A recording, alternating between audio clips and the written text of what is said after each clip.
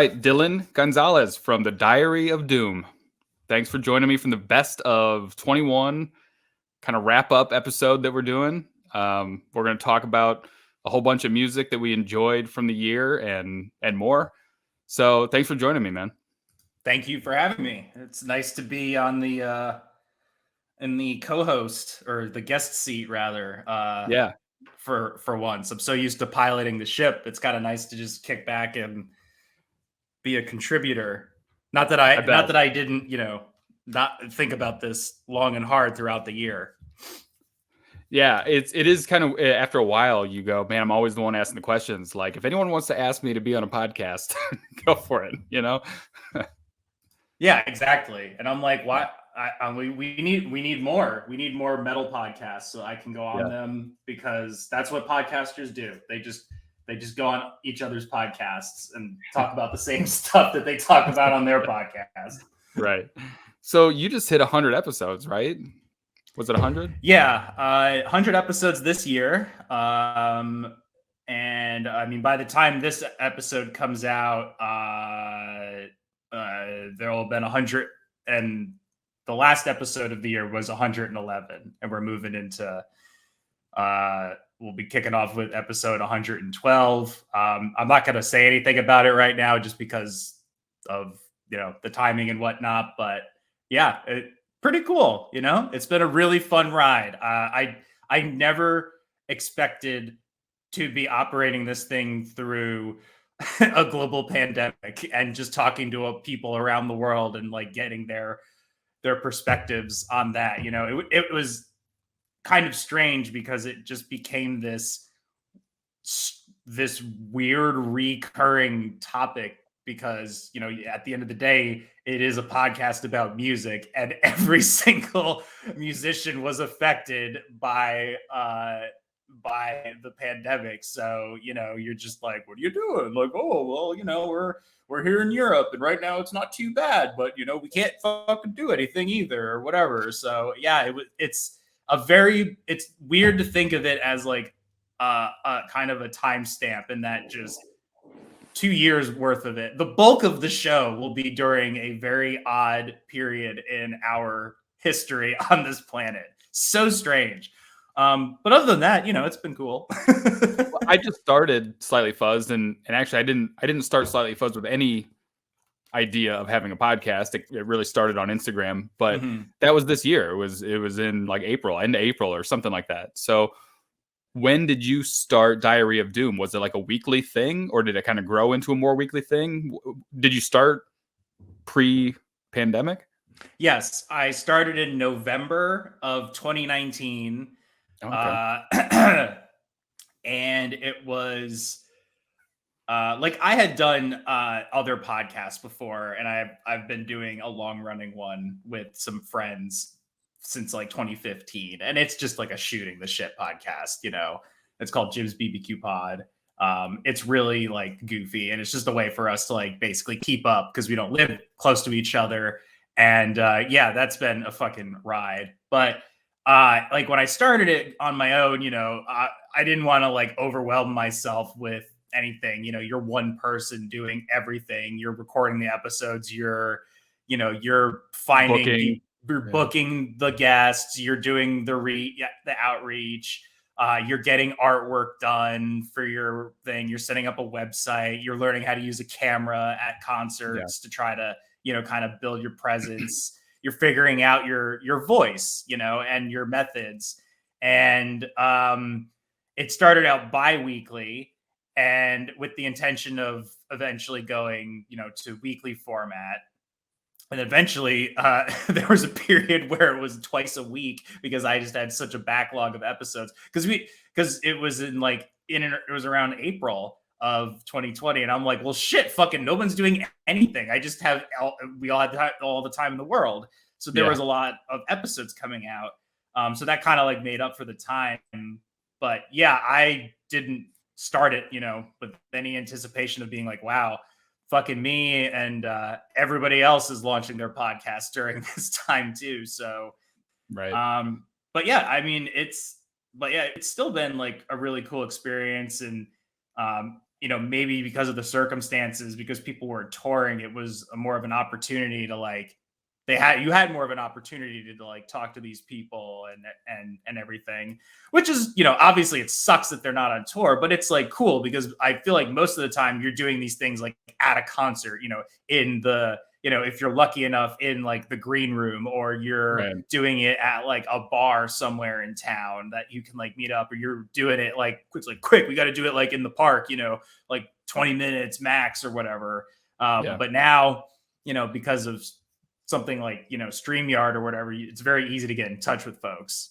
I've seen some big names do some small podcasts in the last couple of years, which is just wild. I mean, it's really cool, and it's just like it's almost awkward sometimes to see like this person that's on like episode 6 and doesn't know what they're doing talk to like, some guy in Mastodon or something, and you're like, this is wild, just because the technology's there and they have the time and all these other different circumstances. But it's been really interesting the last couple of years and watching podcasts with the pandemic.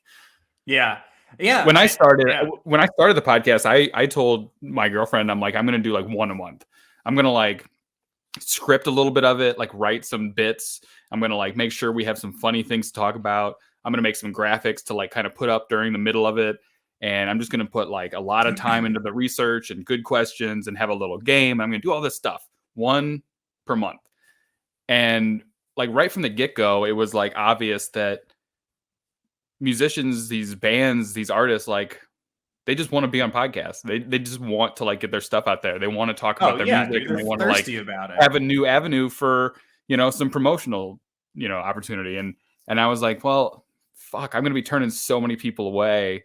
And I'm going to have, like you said, like such a backlog of like, even just like possible guests that went out the window immediately. I never did one a month. It was always one a week. And even it's way too much half the time. I'm like, it's a struggle to like keep up, but there's no shortage. There's still people, like I have like a waiting list, I'm like always talking to people being like, God, should I do 2 a week? No, that's fucking nuts. I can't do 2 a week. No, I don't. I think like, and I don't know like what your employment status is. I'm currently unemployed, so I've had a lot more time on my hands. I still have a full-time job. So yeah, exactly. So like I also had a full-time job and I was working on it at the same time. And like, there were days where I'm just like, fucking hell, I just do not feel like fucking doing this. But I still did it. And I don't, and I'm always glad that I do. And sometimes it's the thing I need to like kind of pull myself out of like the muckety muck of, real life or whatever. But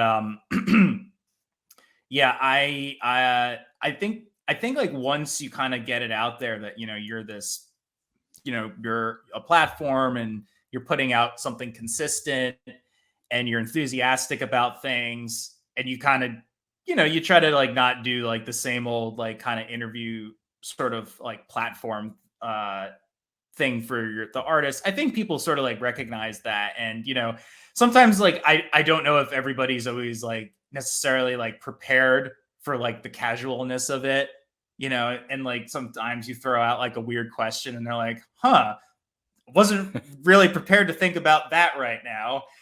And, it's just like, I thought, I thought it was funny, it's probably stupid, but it's funny. And then, you wind up having a pretty good conversation, or sometimes people just want to talk, I mean, at the end of the day, that's what these things are for, is listening to a conversation. So, and it's a great time to just like learn what makes them tick and whatnot. And I don't know, like if shit gets better and we get back to a point where touring is like happening again, and artists don't have as much time to do stuff on the road, I still feel like this is something that could be like, they could still do this on the road. They could do it if they were like driving to a gig, or they're like, oh, we got a day off, we can like do it, whatever. I think I think they also realize, oh, I don't have to like do an interview from like the back of my fucking uncomfortable smelly ass van. I'm like sitting here on the couch drinking a beer with my dog, and pets are always welcome on my show as far as I'm concerned. Don't have any of my own, but yeah, it's definitely interesting. And with technology the way it is, I mean, it's just going to get easier and easier. And obviously I think a lot of people that started podcasts like 5 years ago or even more, we're like, well, I got to go where they're at because I need a good camera, a good microphone. I got to be next to them because the vibe is different, which is true. I mean, when you're sitting next to a person, the vibe is a little different than talking through a computer. You kind of feel like you're talking to yourself in a room, just talking at a computer. But the way technology is, and the people are getting more and more used to using, Zoom and Skype and all this kind of shit. Like, it's pretty cool that someone like me in my house can have access to all my favorite musicians. So it's been interesting. Yeah. Plus, like, I'm not trying to like dig on analog or versus digital, but like, let's just say I've talked to a bunch of dudes over the years where I'm sure they're used to a more analog setup, and they're like, how does this work? It's probably the most technology that they've probably fucking dealt with. Just like pressing a link and being like, wow. Yeah. It's been fun. At least for that. Well, I'm sure there'll be much more conversation about your podcast and everything in the next hour, but let's jump into kind of our top 20. I contributed 10 and you contributed 10. Mm-hmm. And just to give everyone kind of like the overview of what we kind of thought going into this, it's not a ranked list. It's kind of just like 10 albums that I thought we should talk about and people should hear. And there's 10 that you contributed kind of with the same idea, I think. You took 10 from different genres a lot. There's a lot of different styles in your list, even more than on mine. But this is just kind of 20 albums that came out in the last year that people should know. And in no particular order, and they're actually mixed up. It goes back and forth between the two of us. So I guess I should mention that I do have a Spotify list that I'll post a link for with all this music that we talk about on this episode. Will be on there in some form. So the first one, if you want to jump right in, the first one is from your list. It's Hooded Menace. Yeah. So this was off just a general shout out to $20 Spin, because that fucking label just has so many great bands. So many fucking fantastic releases have been coming out from them. I mean, like Pallbearer's on there, Spirit Adrift. Okay. Such good shit. Right. But yeah, a lot of really good death doom, more like long form doom metal came out this year. And Hooded Menace has been around for a while, and they were a band that I was not really familiar with. So I saw this go around. I trust $20 Spin, and I did check out some of their older stuff, and it definitely leans very strong in the death doom department. I mean, it's like fucking heavy and slow. Like, it's just thunderous. This was real growly, like a bit more thrashy. Thunderous is a good word. Thunderous is a good word to describe it. Yeah. Yeah, but this album, the Tritonus Bell, I mean, has a bit more of that, like a little bit more of a groove to it, and not like super groove, but it has more of like that thrash sound that's like pretty popular right now. Definitely like that heavy power trip kind of vibe, but it doesn't like veer off into thrash. So it's just like, it's a really kind of gorgeous evolution of the genre, and it's got a fucking rad album cover. And I mean, I don't know, it's called the Tritonus Bell. Like, that's just, it's so goddamn metal. Yeah, this album cover could have come out like any time in the last 50 years, and I would have believed you immediately. Yeah, it's fucking awesome. And if there's a couple others that that if you enjoyed this, I would also recommend this band. It's called Vath. It's an unreadable text is the like presented name, but I guess it's Vath. I don't know. Look it up on Bandcamp. The album is called Ruins of Gubla. It's like really weird death doom. Also from $20 Spin, I think, was Worm, Foreverglade, and Aramit, which is a German death doom band, and their album is called Bearer of Many Names. Right on. So, passing the puck to you. All right. So Kal-El, Dark Majesty. I do know this band.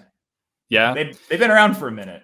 they have been around for a little while, and they put out really great records. And I think that this was not only one of my favorite of the year, I think it's probably my favorite from them even. Um, they just have kind of this cool like cross between desert and space rock. I mean, it's real like spacey stuff, and it's kind of got just that like fuzz groove to it. It's catchy. They know how to write really catchy, like fun songs. It's not. It might be the opposite of of Hooded Menace. It's like Oh it's yeah, very totally. it's kind of upbeat in its approach. It's fun. It's fun metal. You know, like there's nothing really that dark about it. Their message. They have some dark songs. The album's called Dark Majesty, but it's a very like in a very fun package, and it's presented in a very like catchy spirit. And they have a couple of singles on this one that I just like really liked. Spiral was one of them that came out first, and it's just a great record. It's a lot of fun to listen to. So they were on the podcast too. They were one of those bands that I didn't think I would ever be able to get on the podcast, and they said yes after this came out. So it was rad talking to them about it a little bit. And are they like super Nordic? They are from around that area, but when we talked about it, they kind of like just do their own thing. I mean, I know that like fuzz and stoner is getting bigger and bigger over there, but they're like some people are doing black metal, and we didn't want to, so we did this. Like this is what we decided to go with. Like, we don't want to just be true black metal. We want to be true metal. They're very down to earth. They're not like like long hair and corpse okay makeup, like that, but they're real like normal dudes. So anyway, that's definitely one of my favorite records this year. It's a good listen. So Low Flying Hawks. This one was an interesting one. Dale Crover, he has something to do with this. Is that right? Yeah. So Low Flying Hawks is this, it's sort of like a collaborative project in a way, but it's still a band. And it's done by these two dudes based out of Mexico City. And they were just like really, I mean, they've been musicians for a long time, but they were just really big fans of the Melvins and like Mr. Bungle. And they just reached out to, they got in touch like basically with Dale Crover and the dude from Mr. Bungle, whose name I'm Trevor Dunn. And they're like, hey, do you want to do this? And they're like, yeah, fuck it. Let's do this. And they did like a trilogy of albums. And this was the conclusion to their trilogy. It's called Fuyu. And I don't really know what to like exactly classify this. It's not really like, I don't know. It's not like Doom. Like you can hear it obviously, but it's a lot bigger. It's a lot of layers. It's very dreamy, kind of like dreamy very, and atmospheric, and very dreamy. I call it like vital music. It's like you want to put this on, and it's probably gonna like take you to kind of a different place, and it's equal parts like sort of like very delicate and beautiful, but also like just really fucking heavy and dark and a lot of cool sounds. And it's kind of like, is this what people consider like doom gaze? Because I still don't really know what that term means necessarily. Yeah, but I guess, Okay. I mean, these dudes just like love all kinds of fucking like heavy ass music and like weird shit. Like we were talking, like they were talking about how much they love the band Low, which is like a pretty cool band. That I liked that record from this year too. But again, that's really weird stuff.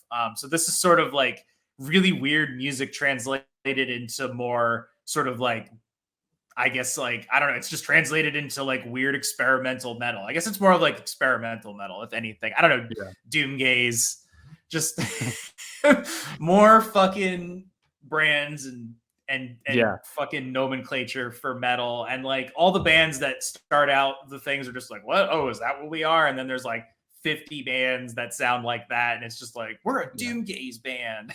The fans seem to care way more about the classifications than the bands ever do. So yeah, it's always been like that. So whenever someone starts saying things like something core and this core and that core, I'm like, I don't know what that means. It's either it's like funny. Heavy, it's metal or it's heavy metal or it's stoner metal. That's about as deep as I get.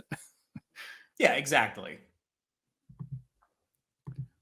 All right, let's see what next here. The Age of Truth, Resolute. I think I missed this one. Did this was this like an end of the year one? No, not really. They were. This came out. Let's see. It came out like 24 weeks ago or something because they were like episode 2 on my podcast. So, yeah, a little while ago. But I had heard the album before this, like earlier this year. Came out a couple years ago, I think. And I was like, this is pretty cool. You know, it's got like kind of a clutch vibe to it, or like kind of got like little things of like down in there somewhere. And then I reached out to him. I was like, hey, I like this album. It's cool. And like, well, we have another one coming up, like, you know, in a month or something. And like, they upped everything on this album. It's fun, heavy. Again, it's not really like a super dark record, but there's so many different things going on. It looks like it's going to be super dark. But it's well rounded. I mean, there's some darker stuff. There's great lyrics and stuff on it, but there's kind of like a Zeppelin like instrumental part to it, and then there's like these long, intricate songs, and there's just absolute bangers on it too. I mean, they still kind of have that like clutch sound sometimes, but they really like kind of came into their own, and they have just kind of this heavy rock sound, and it's again, I don't want to keep saying the same thing, I guess, but it's fun. I don't know. It's like it's heavy in a heavy, fun way. I don't know. It's cool. So well, this was definitely one of my favorites. I mean, in the times that we're living in, there's nothing wrong with like slipping into like, I just need this kind of vibe to get me through the day. You know, there's nothing wrong with that. God, this really just does look like a Netflix TV show. Like it's such like it's just so like crisp and like ominous, you know?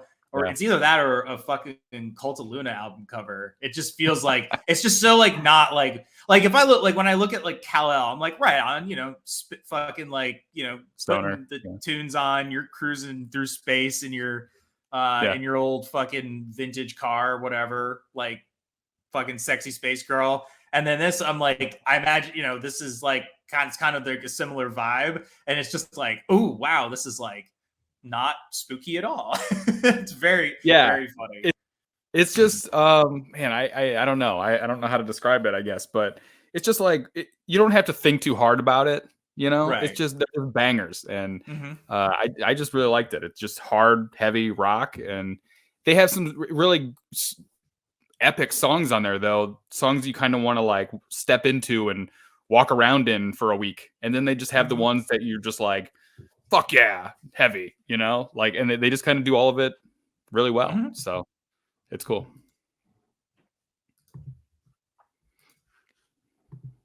All right, kind of keeping with the like vital doom or whatever you want to call it,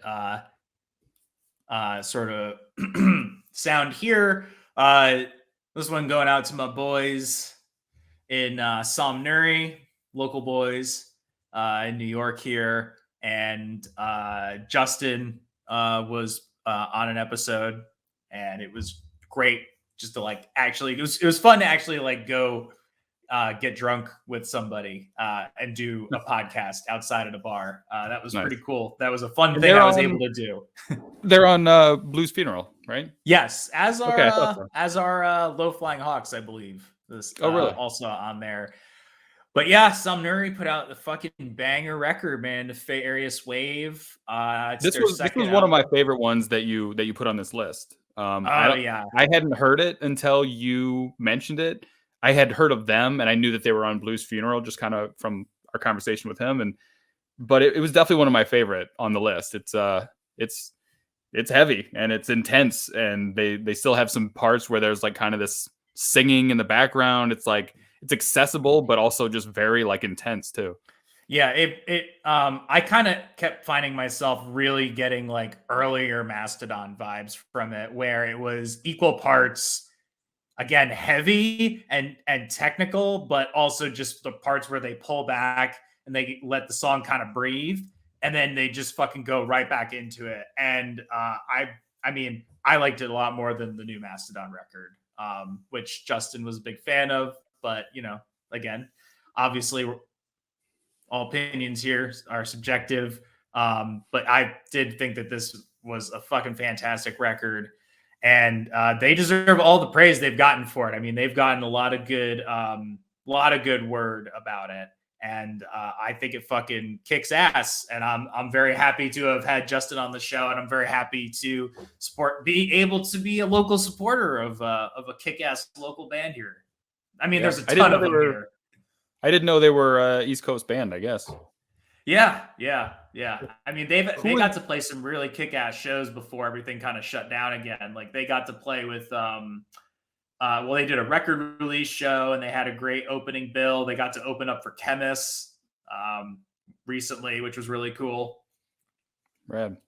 Who was your first guest on the Diary of Doom? How did you start off? Was it solo or with friends, or did you have a real awesome guest figured out? No, the intention was to not interview as many bands. It was more to talk to people in the scene. So it would be like people like yourself, or just fans. I just found that I was able to talk with people and have really good conversations and talk about the music, but talk about other things and just keep it moving and interesting. So I wanted to talk to merchandisers and venue operators and label runners and artists, visual artists, journalists, people like that. And then, very quickly, again, as soon as you kind of have some bit of a platform, inevitably you're going to wind up talking to bands. And I try to just still pivot so that we talk about fandom and the intricacies of that. But my first guest was a friend of mine. His name is August West, and he's been on the podcast a ton. He's just a hardcore fan, and he knows a lot about doom and stoner and sludge and all those kinds of bands. And I think he's pretty funny too. So it's funny you started off with that kind of idea in mind, because I did too, and I don't even know that I knew of you necessarily when I first started. I'm not really sure when I first noticed your podcast, but I was everyone interviews bands and their interviews. I'm going to do something different. I'm going to have the artists that make the posters and artwork on, and I'm going to have the guys from the record label. I'm going to have, I'm going to have my friends on because they're fans, and I'm going to have random people that worked in the industry and, carried, equipment to the stage. And I'm going to have bartenders, roadies, whoever. Yeah. And I just thought that was it was really going to be cool. And like you said, it just kind of eventually just kind of grow into these bands. But also then I remember talking to you a long time ago now about Jason from Wake Brewing, because I thought that was a genius idea. I'm Wake Brewing is a metal brewery. Plus they're kind of from where I'm from. Right, so exactly. No one probably ever asked them to be on a podcast unless it's a beer podcast. And little did I know you had just had him on. So I know we're definitely on a similar wavelength. I think when we couldn't help but laugh. I was just oh man, did I just clue into something here? And then it was just sort of weird timing, Yeah. Jason's awesome. That's one of my favorite. Jason is great. And wait, have you been to Wake? I think I asked you that before, but I have not been to Wake. I mean, I've been out that way because I've been out to Dark Lord Day a few times. Yeah. Okay. And I remember one time I was going back out there and I was oh, I really want to go here. But then I was it's 2 hours outside of the city where we would be staying in Chicago. At least, yeah, if not longer. Yeah. But I think at some point I'll be getting back out there. I mean, again, things have to kind of start being normal again before that happens. So, but I mean, at some point I'd like to get out there and visit. So just got to see what happens. But yeah, that's bucket list for me, So we were kind of talking about that. Some friends and I were talking about maybe going back to Dark Lord Day, but not spending as much time, excuse me, as we normally would in Chicago, because we've just been there so many times now. Yeah. Well, there's nothing really in the Quad Cities to see. I mean, they have some venues and stuff, but there's no real scene out there. It's not much of a tourist attraction or anything. And Wake is a small place too. It's a very small little place. But if they're having a show there, if they're having a concert or something, it's definitely worth checking out.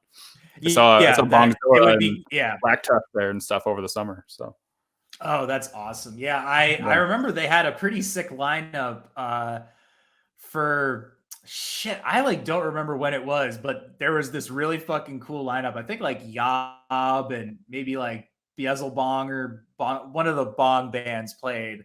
It was like a really sick lineup. And then Yeah.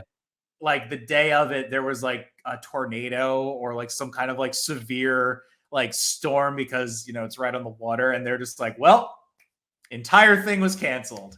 Oh shit. And I was like, oh, that sucks. Yeah. I felt bad for All them. right. But yeah, dude, got to get out there. It would definitely just be like a spend a day out there and go back. Sure. That's what I'm drinking right now, actually. Come to think of it, the Hand of Doom. That's what I'm drinking. Oh, nice. Yeah, I've only had one of their beers, which is the Bongzilla beer. Jason, Okay. shout outs to Jason. He hooked me up for that. I appreciated that. So no, Nice.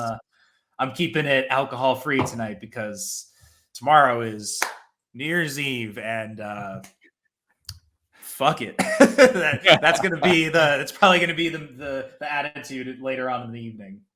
Yeah. Yeah, I don't think we're doing anything for New Year's Eve. I got 2 kids, and New Year's Eve is hard to go out.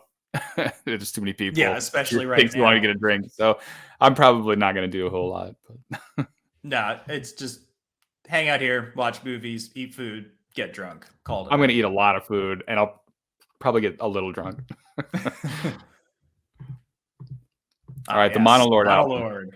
Your Time to Shine.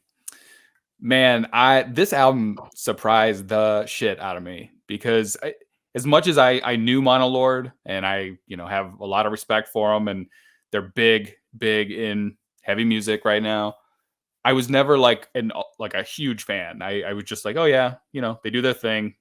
It's not exactly my thing, but they're cool. And this album just was fucking awesome to me. I think it was a little bit more accessible. Like I think they tried a little bit differently on this. They changed up their sound just a tad on this album, and it was in the right direction for me. I think maybe some of their longtime fans were maybe not super impressed with the little changes, but for me, I was like, this fucking album is great. And I've honestly never said that about a Monolord album. I just thought they were fine, but I fucking loved this. I definitely dig them. They are great live. They have really good energy. I love Empress Rising. That album rules. Actually, I like the one from last year too. I thought it was pretty good. And then this one, I felt like they were definitely, like you said, definitely moving in another, a little bit of a different direction. I mean, I'm very partial to that first record. So I can appreciate them definitely wanting to like change up their sound and whatnot. And it's, the riffs are obviously still there. It's definitely like, it sounded like they were definitely listening to some more trad metal, like traditional metal in this. There's definitely some more like galloping stuff that seemed to be going on, but it's still like distorted and fuzzed out and shit. So yeah, it's so interesting to me because I don't know their fans super well, and I didn't get into their first record or anything like that. I'm pretty new to Monolord just in general. So, working backwards, I think always gives you like a different perspective. So like I said, exactly, like the long-term fans, I think were like, I'm not super into this new thing that you're doing. And for me, this is kind of like the first record I really like dove into. And I just thought it was fucking great. I just thought it was more interesting. I just thought it was more interesting than some of their other stuff that would just kind of seemed, I don't know, monotonous or just, too sort of slow and low. Yeah, too slow and low for me. And this one just had some different interesting things going on. And I thought it was fucking fantastic. I don't know. I hear that. Yeah. They're coming to Chicago in a few months too. I don't know, but it's hard for me to get, like I said, I have kids. It's hard for me to get up to Chicago. It's still another 2 hours from even where I live, but I might have to do it. I kind of want to see them on this tour. I'm thinking about it. I'm thinking about it. Depends on how things are proceeding. So yeah, I don't know, but fucking great record, and they definitely surprised me with it. So right on. Green Lung, Black Harvest. Yeah, I mean, inevitably there was going to be like some albums on here that I think you know, a lot of other people were going to be talking about. And you know, Green Lung put out an album last year and it was really good. But this album just fucking like blew me away. Like I was like, God damn, this is like just it's super dynamic. The fucking songs have so much goddamn energy. They're singing about like cult shit and everything just it moves along at like a really like fucking good pace.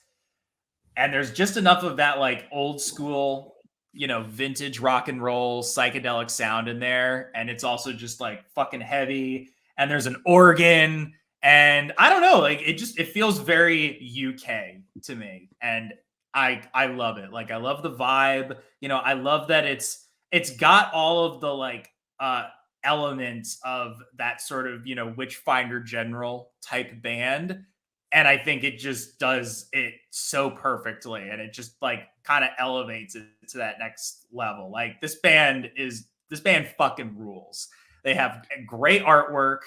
I love all their like weird sort of like notchy drawing like things they have, and like all they talk about the books they use for like all the folklore and all the occult stuff that they write about. Just like a really fucking cool vibe of a band. Like I am, and they're gonna hopefully they'll be playing at Desert Fest in New York next year, and I think they're probably like the band that people want to see. That was like this fucking record got people fucking lit up, and like I totally am one of those fans. That's so crazy to me because when I first started like the Slightly Fuzzed playlist on Spotify, this was before this album came out, and I had a couple Green Lung songs on there. I liked them. I thought they were great, and they, like you said, they're fuzzy but kind of like this occulty thing, and it was cool. But they didn't like stand out to me as anything spectacular. They were just a good band that I wanted to have on that list. And this came out, and I was like, all right. They continued with that same awesome shit. I love it. What I was not expecting was to hear like every fucking year-end list shout this album out as like top 5, top 10. You know, it was. I mean, everyone felt that way. Loved it, and I liked it.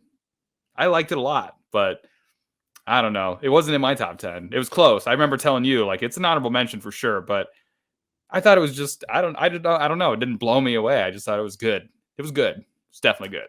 I definitely feel like it was a record that people would be like, hey, if you want to listen to you know, occult rock music like modern day or like doom metal, this is like a good entry, you know, kind of like a good gateway, because it just sort of like hybridizes everything really well. It's definitely accessible. I mean, there's some jams on there. They have catchy songs. They have great songs. I don't know. It didn't hit me the same way as it did a lot of other people. I've seen a lot of people love this album, and like I said, I really like it, but I don't know. That's all cool.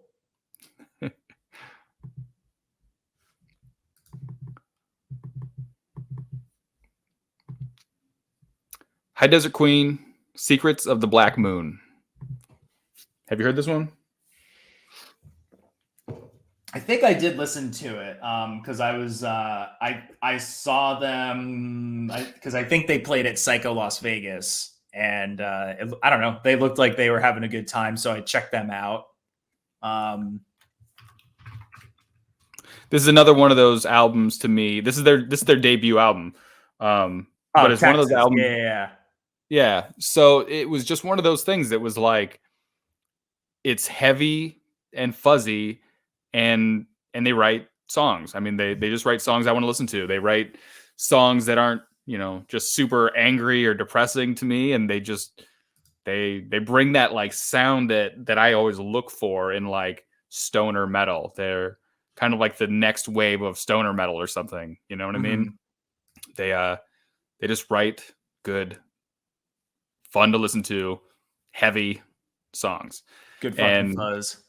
Yeah, good fucking fuzz is exactly it, and that's a lot of what I looked for, and that's a lot of what's on my list. Honestly, is Mhm. like just that sound, So it was just one of those records, and for being their debut, it's on Ripple, and it was one of the bands that Blasco found and put on Ripple, and I think he kind of whipped them into shape, and they figured out kind of what they want to do, and they did it well. They have a great music video for Mountain versus the Quake was their first single, and it's real fun. It kind of reminds me of like a Red Fang video, Mhm. just goofy and fun. And they have other stuff planned for 22. They're going to put out like an acoustic thing, and they're going to put out a second album, I believe, or at least they're writing it.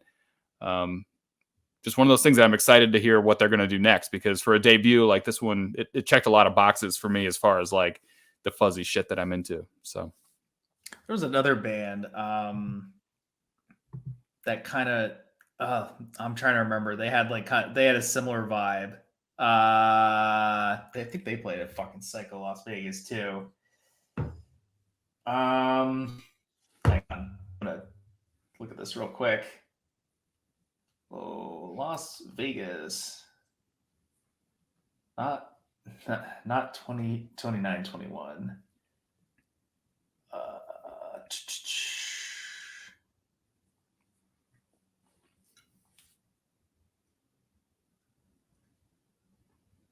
Death Chant. Death Chant, yeah. Did you listen to Death Chant? I did, yeah. Yeah, I thought that was pretty good too. I mean, it Uh-huh. didn't wind up like making it my final, but I definitely dug that band. Yep, They're a band definitely worth checking out. for sure. Yeah, and I saw a lot of hype around that album too. A lot of people talking about it, and that's actually what drove me to check it out, because Mhm. I didn't really know about them until I saw a lot of people posting about it, and it was good. Morgul Blade.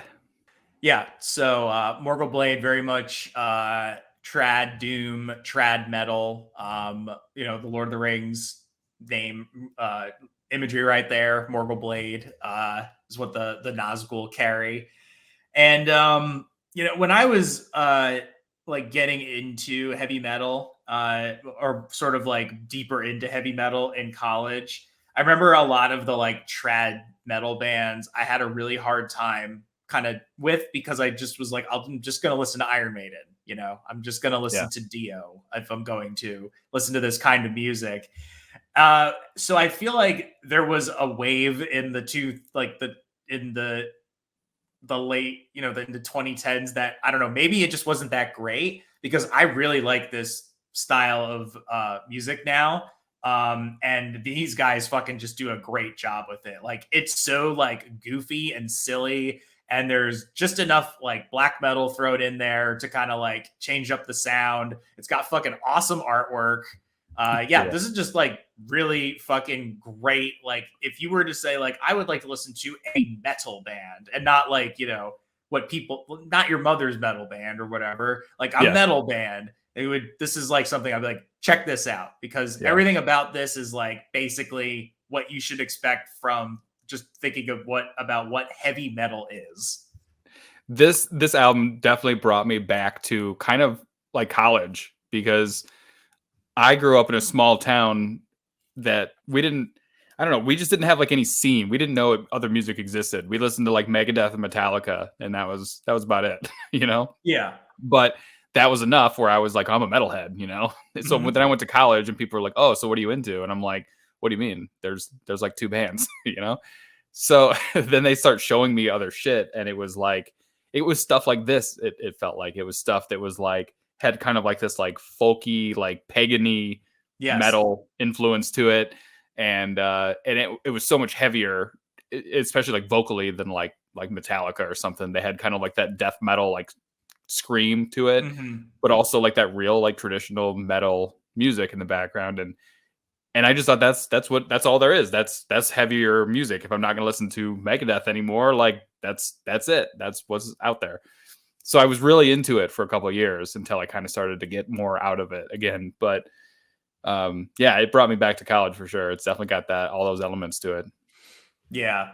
And then, I'm going to just like, squash together these two lists because I forgot to do it before. Like just some other stuff that came out that was like kind of in the vein of like Low Flying Hawks and Somnuri, Dune, Etamen, Anka.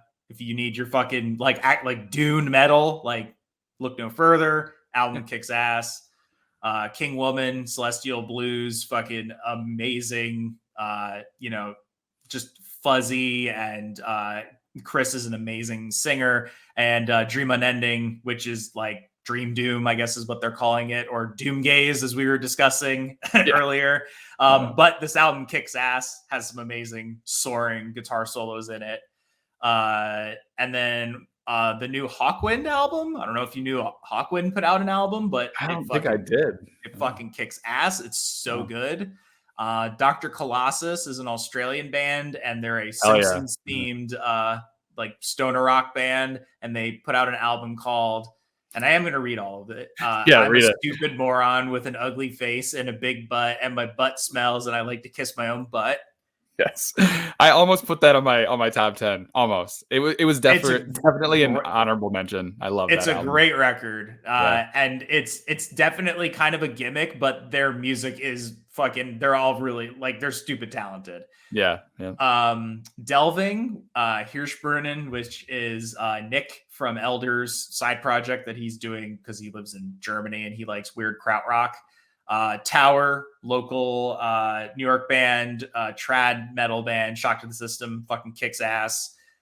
Conclave, my homies in Conclave from Massachusetts, Dawn of Days. The Ossuary, they're an Italian, I believe they're an Italian band. I discussed them a very early episode of Diary of Doom. But this has more of, again, like a trad metal vibe to it. And it's got kind of that spooky vibe. I really dug it. And Quicksand, because Walter Schreifels is fucking awesome, and the new Quicksand record has more of that like fuzz rock vibe to it than some of their other stuff. So yeah, there's a whole mess of shit that you can listen to if you like fuzz. People are gonna have to take notes. Actually, you might as well just add all this shit to that playlist. I'll make it collaborative, and you can just add all this shit in there. Yeah, well, yeah, or you can listen to mine. Oh, there you go. All right, Cadabra, Ultra. Cadabra. Yeah. My buddy August likes this band a lot. Dude, I loved this album so much. It wasn't a prerequisite to get on this list, being on my podcast, but they're another one of those bands that did happen to be on the podcast when this came out. Because I reached out to them. I was like, this album is fucking great. Again, it was their debut album. And again, for a debut, it kicks so much ass. I thought it had to have been like their fourth or fifth album or something. It's got this, it's heavy psych. I mean, it's heavy psych music. They're on Heavy Psych Records. But it was just so different to me. It wasn't psych in like this weird vintage way. It wasn't psych in this kind of like boring, like you're doing too many weird things, like I'm not into it kind of way. They're, again, great songs, but they still had that very heavy psych feeling to them. And they were fun dudes. They were on the podcast, and I was kind of expecting them to be a little serious because this record kind of sounds semi-serious to me. And we had a blast. And they don't take this shit seriously. They were like the rock stars that I hope rock stars are. You know, they're like, we're not taking this shit seriously at all. And I asked how they got the name Ultra for this record. And it was because they couldn't come up with the name, and they were drinking Michelob Ultra, and they said, fuck it. We're going to name it Ultra. So hold on, back up. You asked them how you got the name for what? For Ultra. How did they name this record Ultra? Oh, okay. And it was because they were drinking Michelob Ultra, and they said, fuck it, Ultra. Ugh, so man. I love shit like that. I love that like rock star attitude of like, I'm not taking this shit seriously. Like, just here for a good time kind of a thing, you know? And they're fucking rock stars, man. I love those guys, and it's such an interesting record. It's probably one of the more interesting records that I have on this list. I think it's just it's really cool. And Garrett, the singer, he's got a side project called Indian Goat, and again, really fucking cool. It's kind of like a really heavy White Stripes or something. It's a 2-person band and real blues influenced, but just fucking kick ass stuff.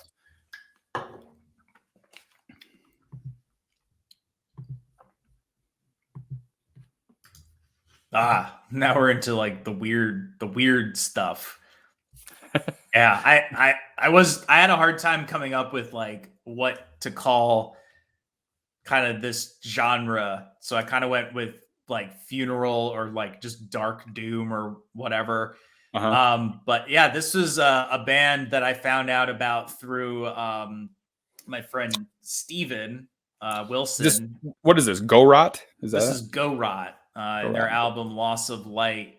And my friend Steven, who goes under the artist handle of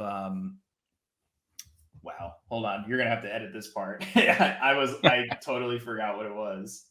But this record I thought was pretty cool because it's got like that like death metal vocals or something to it, but the guitars were, It's like I don't know. down-tuned black metal. Yeah, a little bit, but they were like I thought the guitars were interesting. Like they almost had like kind of a stoner vibe to some of the guitar riffs. Yeah. And paired with the vocals, I was like, oh, this is cool. It was different. Yeah. But the artwork is done by my friend Steven Wilson, who goes by the name Unknown Relic. And I saw that and was just like, well, that's fucking cool. And, you know, he works with a lot of cool bands. So I was going to give this one a peep. And I'm sure glad I did, because it is just like very dark, spooky, you know, weird metal. And it's got like that. I don't even know. I don't want to say like it's got an occulty vibe, but it just got like this dark, evil sort of presence to it. It's murky and everything. And just like really cool, you know. I mean, it's blackened doom, I guess, at the end of the day, with a lot of death metal thrown in for good measure too. But yeah, really cool fucking band. Like really, maybe like my favorite discovery of the year, one of for sure. But yeah, I really dug these guys. I got this on tape just because I thought this just seemed like a cool fucking album to have on tape. Yeah. Have you ever had any bad podcasts, like real bad, like disaster podcasts? Yeah, definitely. I've had some bad. I've had some misfires, and I don't really want to talk about them because I'd rather just kind of leave those in the past. But yes, it does happen, and you just have to like learn from your mistakes and just recognize when you fucked up. You don't have to name, but what happened? What was the disaster of it? Well, I mean, I had one where it was just like there were yeah, I don't know. I mean, I did one like with my girlfriend, and it just was like we were just not feeling it, you know. I don't know. I just don't want to like go into like the details. So just like I don't know, just like axe that part, I guess. I don't know. I just do not want to like bring it up. It's just such like a ugh. It just like left a bad impression on me, and I'm just like, you know, because I'm like not out here looking to burn bridges with anybody. Yeah. I just asked again, not to burn bridges, but because you know you kind of have an idea in your head of how some of these are going to go. You know, yes, and of course, and sometimes the people surprise you in a good way, and sometimes not such a good way, and sometimes they're really funny and they can talk and they understand, and sometimes they're just like answering questions, you know, they're just short answering questions and everything in between, you know. So I'm just curious how some people get around that. I mean, some podcasters are obviously very talented conversationalists, and I don't know that I've ever considered myself that.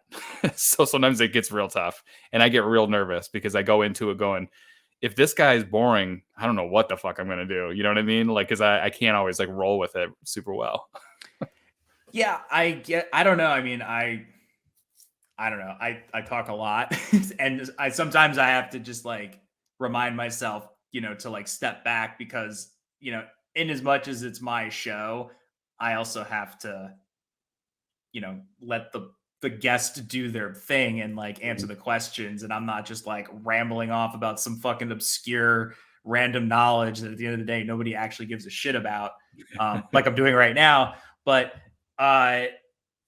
yeah, it's a challenge, and I think just like over time, you know, you kind of learn like what works for you and like what works there, and like who do you kind of like vibe with, and like, you know, kind of I don't know. I guess sort of like never set your expectations like too high, Right. because you know, it's, and then not to say put them low, because I I treat everybody as it's like, yeah, on an equal playing field. You know, you're all here to do your thing. And we're here to have a good time and have a good conversation. And I've been really lucky that like pretty much everybody's been able to like be a fucking cool guest. And I think it's just that matter of like, it's okay if you kind of go off topic and just like talk about a thing or whatever. And we look and it's like, oh wow, like an hour's gone by. If like, whatever, they're like, oh, I could get used to this.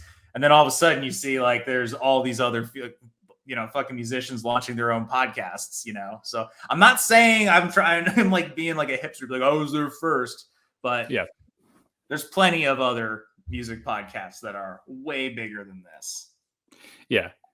There's plenty of times, and I think that what makes a good podcaster too is that it's recognizing those moments that they start going off topic kind of and running with it, or knowing how to run with it. Like sometimes I don't recognize it in time. Like I realize it like the next day when I'm editing. I go, why didn't you want to talk about 90s sitcoms longer? That would have been great podcasting. And instead I was like, anyway, great, back to the album, Yeah, and I go, exactly. God, we should have talked about that, because that would have been hilarious, or whatever. And I think that's what makes a good host, is like recognizing those moments that you just say, fuck it, let's talk about that.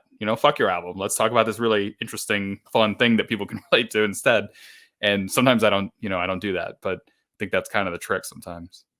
Yeah, and like metal people fucking love just like pop culture bullshit anyway, whether it's like fucking horror movies or like just or whatever,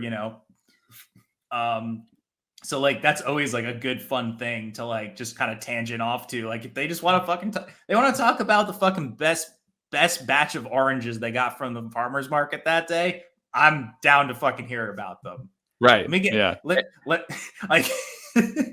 let me get fucking Jimmy Bauer on here from I Hate God, and he's like, dude, I got these fucking oranges, man. It's like the best ones. You want to hear about? I'll be like, yeah, dude, I want to hear fucking Jimmy Bauer talking about his bag of oranges. Exactly. Yeah. Suncraft, Flat Earth Rider. All right, this one missed me. I don't know this one. This is a kind of a smaller band, but maybe the smallest on my list, possibly. But again, I hate to use this word again, but it's a fun fucking record, man. It's like they it's almost like High Desert Queen in that it's still pretty stonery, it's still pretty heavier than just like desert rock, but it's presented in like this not very serious kind of way. I mean, it's called Flat Earth Rider. I mean, you kind of get a vibe right off the get-go that they're not taking it super seriously, and it's a lot of fun in a very heavy package. And again, not to like sound like a broken record here, but I mean that's apparently what I'm into, is like fun stoner metal. So this one was just one of those things that, for being a small band, and I don't know if it's their debut or not, but I don't think they have a whole lot out. It checked all those boxes. And to me, by the end of the year, I realized that I had played this record more than some of like the big albums that came out this year. So I just had to put it on here. That will happen. I do like this fucking total 60s vibe. Or I like that it has like the scratchiness to it. Yeah. Yeah, the artwork's rad. That's a filter or not. The artwork's rad for sure. And they're heavy though. I mean, it's not like this kind of like hippie, like psychedelic thing, really. It's pretty heavy stoner. So I thought it was cool. This one threw me off a little bit. This one is The Bug. Yeah, so The Bug is this dude named Kevin Martin, and he's like a DJ, electronic musician.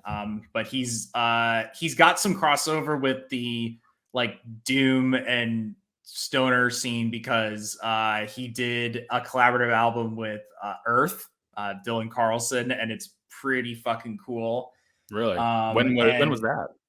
A couple of years ago. I think he's also done some work with Al Cisneros, or like maybe The Bug like opened for Ohm or something like that. I don't know, but I know they're like I know they enjoy each other's music. I mean, the beats were a little dark. They were a little heavy, but Oh that's not yeah. always a clear indication of, where you're going to land, but I could hear it. Yeah, and I mean, this is like very like kind of dub focused, and it's not. It's certainly not any like kind of party music, and a Yeah. lot of like it definitely reminded me of like Death Grips, but not as like fucking insane as Death Sure. Grips Yeah. is. Yeah. Um, and I just love the like pulsating bass beat that permeates every single one of the songs and the vibe. It's just like it's creepy. It's got kind of like this dark future sort of vibe to it, sort of like some 1984 kind of thing. So yeah, this really like I always have like one really bizarre sort of more electronic focus that seems to pop up in my lists, and this is definitely the one. So this kind You of listen fell under to my other category. Yeah, it's definitely like the odd man out on this list. But do you listen to a lot of rap? Definitely not as much as some of my other friends, just because I already have a lot of metal to listen to. But I definitely will listen to recommendations and suggestions that people give me because I do enjoy a lot of rap. I mean, I did include a rap album in my total list, Arm and Hammer, which is a very cool project going on. But yeah, I mean, I'm wearing a Run the Jewels shirt, so. Oh, nice. But yes, I do like rap, and I do like other Yeah. kinds of music besides, doom metal and heavy Yeah. metal.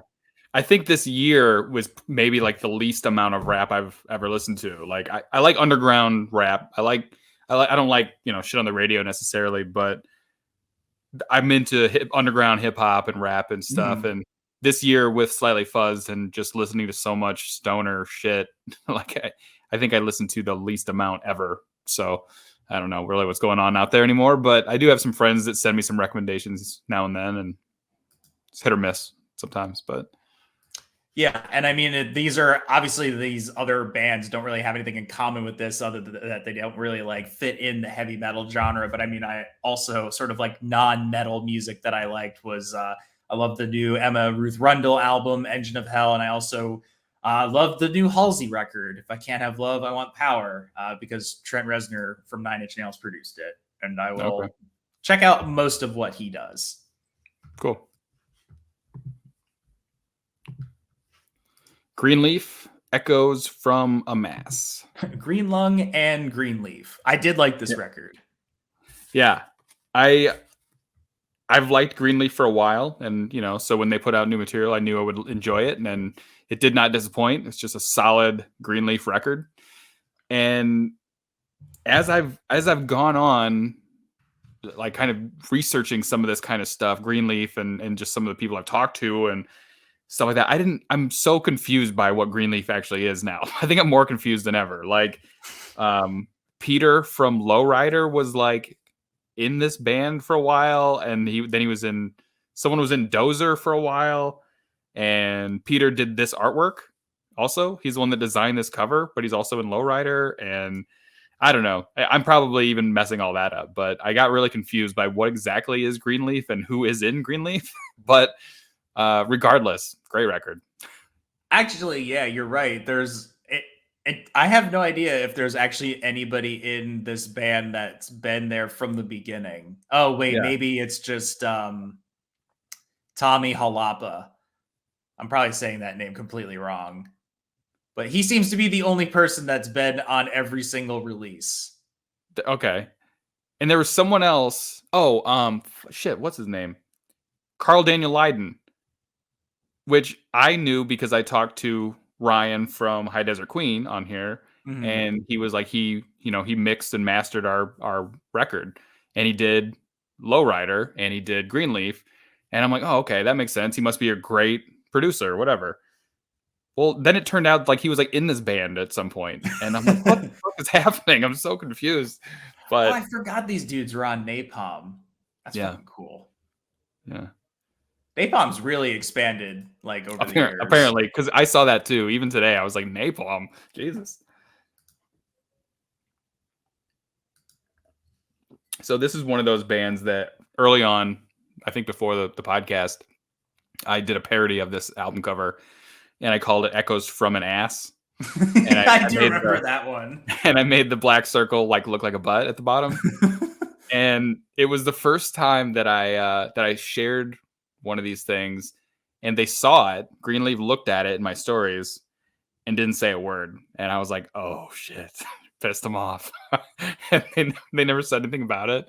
And then later on, I did a Lowrider parody. And again, Peter, who did this artwork, and I didn't realize it at the time, went back and found this one and commented on it and was like, that's actually really funny. I thought about that when I designed the album cover. So I guess he wasn't offended, but maybe someone in Greenleaf didn't care for it because they never said anything about it. Maybe. Or maybe they were all just like partying and they saw that and they were like, what? And then they just forgot to respond. Maybe. But anyway, hopefully this makes up for it. You're on the top 10. I love this album. So right on, Greenleaf. Stormkeep. Oh boy, man! Like, I don't know.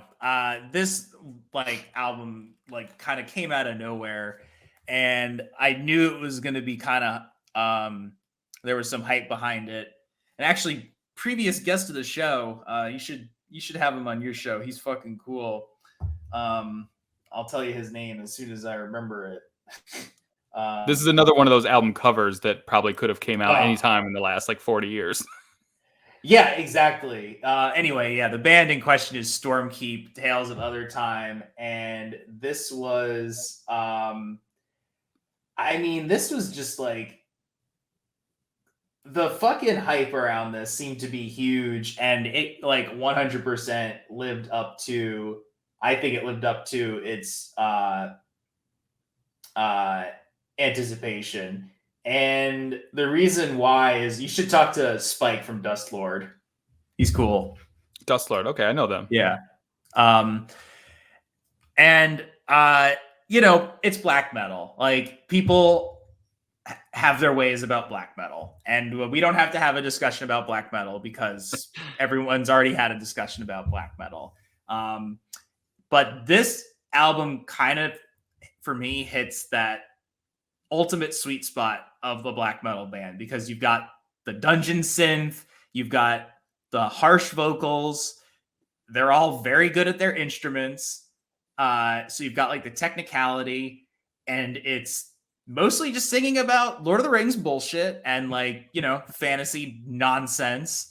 And it's fucking awesome and it's epic. And I want to get a sword and go slay a bunch of fucking monsters in a dungeon listening to this. It was definitely epic. I mean, there was definitely shit about like dragons and whatnot on there. And and then there was like the interludes between some of these songs. Like the folky 3-minute like instrumental, like real soft, and it's like such a metal album. Yeah, it's like the epitome of black metal, like for me at least. Like, I love this kind of shit. Like, this is so fucking awesome. And like, there was a lot of good like black metal that came out this year. Obviously like Dark Throne put out an album, and it was really great. I would also include that in my recommendations. Eternal Hails.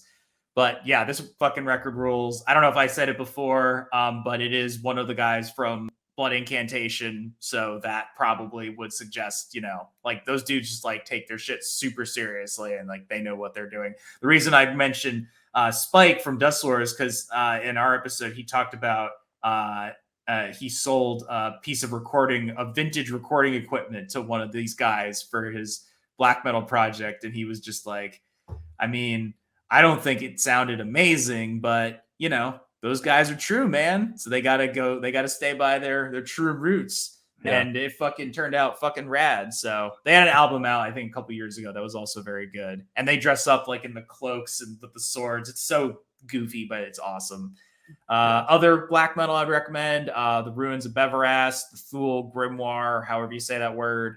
Like I said, Dark Throne, Spectral Lore, Etera Photos, and Panopticon, and again, Into the Light. The album fucking rules. Right on. Boss Keloid, I love So this band's name. yeah. This came out earlier this year at least. And when I heard it, I was like, this is going to be on everyone's top 10 list for sure. It's just, I'm not like super into prog type metal stuff. And I think this is probably on the more like proggy end, especially, for what I normally listen to. But I knew back then this was going to be on everyone's year-end list, and I've seen it on a bunch already. But it's such an interesting album to me. It's there's so many different things going on. He's got a super powerful voice. There's the heavy parts. I really really love the heavy parts. But even when they're not doing just like straight heavier stuff, like it's just interesting and it's different. And maybe it's not that different if you're already into like prog metal and shit. I don't know. But for me, I was like, holy shit, this is wild. This is different than I'm ever used to listening to. So I thought it was a rad album. It's on Ripple, another Ripple band that, not necessarily like very stoner, but a little bit more, like I said, proggy, and thought it was cool. I'm be well received. I think they have some other stuff. I don't think it was their debut by any means. I think they have an album or two out even, but this was definitely a big step. I love the imagery. Like their album cover is super cool. It's different. I think they had a really big year, and who knows how touring goes for anybody these days, but I think it was a really big year for them and well deserved. I think it's a really cool album. Their first album is called Angular Beef Lesson. I'm gonna have to listen to them like for that on principle alone. Yeah, there was another song that wasn't on this one. It was on the record before this, maybe, that I put on the Slightly Fuzzed playlist because I enjoyed that too. So I'm a Boss Keloid fan nowadays. So rad album.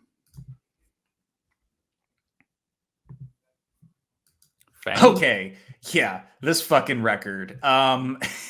This is the two song record, right? Like two epic ass 15-minute songs. Yeah, and it's just insanity. Like I don't even know what to call this, but it's like Fange. It's a French band, and the album is called Panto Crater. And like you said, it's two 15-minute long songs of just like fucking insanity. Like I really don't know what to call this. It's like noisy, it's black metal, it's death metal, it's like screamo, it's experimental, it's just fucking weird. And I listened to it because Pete from Godmaker suggested it, and I just was like,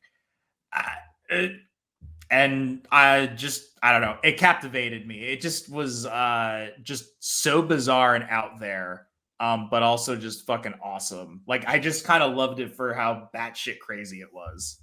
Yeah. It was I don't know what makes people want to do like a 15-minute song instead of just breaking it up into like 3 5-minute songs, because it was so all over the place. I mean, they could have been different songs, Oh yeah, totally. But it just kind of adds to the epicness of it. It just adds to like the ridiculousness of it in a good way. So yeah, I thought it was pretty interesting. Yeah, and in terms of other like weird, sort of like difficult to classify metal albums, I would suggest if you like this, Portrayal of Guilt. They had 2 records out this year, but I loved We Are Always Alone, Rivers of Nihil, The Work. That one I actually did listen to, and I think it was recommended to me one Sunday when I asked what people were listening to on Instagram, and it's not really like in my kind of shit that I would normally listen to it, but I fucking loved that record. I thought it was awesome. That album ruled.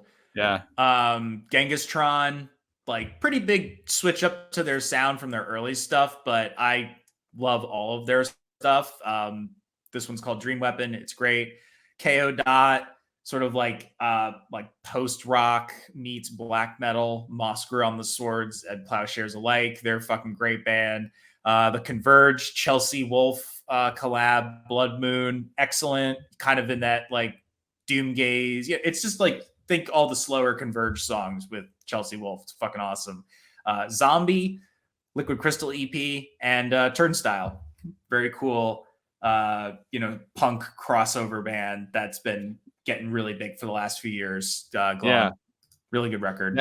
That one I did hear. Yeah, they are kind of blowing up. Vocanus. Yeah, I liked this record too, with a like really beautiful album cover. Yeah, great album cover. This is like what I wish the new Mastodon sounded like. This is again kind of like a little bit more proggy, I guess, than some of the other bands that were on here, but this was like, to me, this is like Mastodon at their best, is like when they're still really fucking heavy but super interesting. They take some chances, and it's a really unique sound. I love his voice. He's got a couple different kind of like styles that he goes through, and I thought it was fucking fantastic. And side note, I didn't care for the new Mastodon at all, so this is like the best substitute I could find this year, I think. This was I dug this album too. I mean, really, I get like the artwork. Like if I was in the record store and I saw this and I had no idea who they were, I probably would buy this thinking it was going to sound like, I don't know, like Yes or something like that. Yeah. Yeah, I don't know if they have other material out there or not. I don't know if this was an early one for them or not, but it surprised me. It's again, not kind of in the same stuff that I would always listen to, and I was pleasantly surprised. It's cool. Oh yeah, they have a bunch of stuff. Do they? Yeah, I don't know that I've listened to the rest. Yeah, there's this fucking cool one. It's looks like a big space lizard. Yeah, they have cool artwork. Nice. All right, I'm gonna have to dig deeper on them, but this record was rad. I thought it was really cool this year. So, Oxygen Destroyer. We're at the death metal section finally. I've really grown to like death metal. It took me a long time to appreciate it, but now I really dig it. You know, like there's just so many different weird little subgenres of death metal now. It's kind of silly. Like apparently dinosaur death metal, like songs that are all about like dinosaurs or whatever, is like a subgenre now. And I'm kind of like, okay, that we might be getting and I love that. That's coming from someone who loves dinosaurs. Like we might be getting a little bit ridiculous. I liked the one that I heard last year, but this is a little, but needless to say,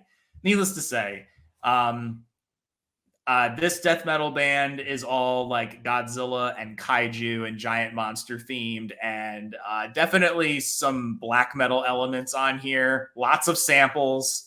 But yeah, this is about as, you know, gross and deathy as you can get. I love it. I love all the sampling. Great artwork. I just love the name. Also, just Oxygen Destroyer is a great name for a metal band. It's super metal. And, you know, they have really obnoxious, like, you know, college essay titles for their songs when they're just talking about like a big turtle or something. What's the name of this album? It's ridiculous too. Yeah, it's Sinister Monstrosity Spawned by the Unfathomable Ignorance of Mankind. Or monsters. I love it. And they're all like 2-3 minute songs, so it almost takes you just as long to say the name as it does to listen to the song, which is great. Yeah, I'm here for it. I mean, I loved it. I knew I was like I'm just like inclined to love any band that has Godzilla something in it. Like I don't really care if it's not even like a kind of music I listen to all the time. I will probably just buy it because I love all that shit. So, but yeah, there was a ton of good death metal that came out this year too. Gate Creeper is always great. An Unexpected Reality, great release from them. This band Thorn, Crawling Worship, Fulci, Italian death metal mixed with synthesizers, which is awesome. Witch Vomit, don't need to say much more about that. Their album is Abhorrent Rapture. VHS, they put out 2 records. Again, lots of horror movie samples. The one I liked the most was called I Heard They Suck Blood. Creeping Death, The Edge of Existence. Frozen Soul, that one like was huge this year. Frozen Soul was like one of the probably like the metal album I saw most people talking about. And Enforced from Killgrid. Enforced is fucking amazing too. Yeah, that Frozen Soul record is so like just stupid good. Total bolt thrower shit, but it's awesome. Yeah. All right, this is the last one, I believe. All right, Stoner. Stoner's rule. We've come we've come full circle. Yeah. Could not get probably further from each other on the spectrum of things as Oxygen Destroyer to Stoner. Yeah. Well, I mean, this just feels like the scene has come full circle. Like finally, there's just a band out there called Stoner. Yeah, right. Yeah, we're not trying to hide any of this shit anymore. It's just called Stoner's Rule. Did you listen to this record? I did listen to this record, and I got to be honest, I thought it was just like fine. I don't know. I don't know if I should have. I don't believe I put my expectations too high. I mean, how could you? It's a band called fucking Stoner. Exactly. I thought it was just fine. For me, it was a fine record. I think some people got really mad about it for some reason. I was like, what did you expect it to be? So I don't know, but it was perfectly fine for me. That's honestly kind of how I felt about it too, though. I mean, I don't know. Like I said, even before we kind of started doing this, I don't know that I would say it is like one of the best records of 2021, but it's one of those records that I feel like we should talk about. You know what I mean? Like, it's got Nick Oliveri, Slightly got Fuzzed Bram Bjork in podcast, it. like, yes. Yeah. I mean, it's just one of those things. It's like you're talking about like some legends, coming back and putting this record out, and there's nothing mind-blowing about it. Nothing. Not a single moment of this is mind-blowing, but it's fucking Stoner, man. It's like, it's Nick Oliveri, it's Bram Bjork. It's cool. And it makes me feel cool listening to it. It's got like a really different vibe to it that not many other bands do. It's definitely got their own Stoner. It's like it's getting you stoned. It's doing exactly like what it needs to do. I thought it was a cool record. Like I said, it's by no means one of the best records of the year. But I think it was worth talking about. I feel like it's just cool that they're together. I feel like it's cool they're making music. And did it exceed any expectations? No, not really. But it's a rad record, and it was hard to put this one up instead of like some other records that were on the honorable mentions, I think, for me. But I felt like at the end, it's pretty cool they put out music in 21. So thought I should mention it regardless. I think they just played in New Jersey the other night as of this recording. I think they were doing some shows with like Clutch and some other bands too. That's kind of a cool tour. So, well, that's the list, man. What do you think? I mean, we hit all my things, right? I mean, just that's 20. That's 20 for 21. Yeah, I mean, that's my list. If you want to go find out about more of the bands, there's best to just look up Diary of Doom. There's on Spotify, there'll be a best of 2021 on there. I'm kind of reworking the order of it at the moment. You can go see all of it on my Instagram. If you want to see it broken down with a bunch of obnoxious, pretentious quotes about music leading off all of them, that's there too.